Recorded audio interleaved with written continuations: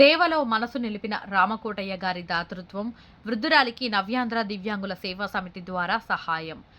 అద్దంకికి చెందిన శ్రీరామకోటయ్య గారు ఎలక్ట్రీషియన్ వృత్తిలో నిమగ్నమై ఉన్న తన సంపాదనలో సగభాగాన్ని నిరుపేదల కోసం ఖర్చు చేస్తూ ఒక మంచి మానవతా దృష్టిని చాటుతున్నారు.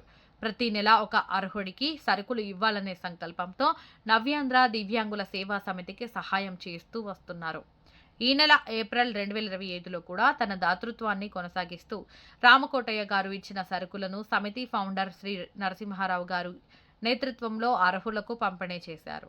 ఈ కార్యక్రమంలో కనిగిరి మండలానికి చెందిన కొత్తూరు గ్రామ వృద్ధురాలు శ్రీమతి వెంకటరత్నమ్మ గారికి ఈ సహాయం అందజేయబడింది.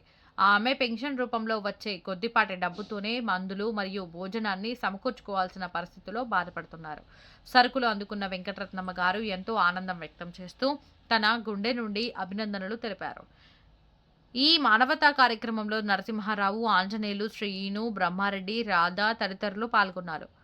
ఇలాంటి సేవా కార్యక్రమాలు మరెన్నో పేదలకు ఆదరణగా నిలుస్తాయి. రామకోటయ్య గారి మాదిరిగా ప్రతి ఒక్కరూ తమ సామర్థ్యానికి తగ్గట్టు సహాయం చేస్తే సమాజంలో మార్పు తప్పనిసరిగా వస్తుంది.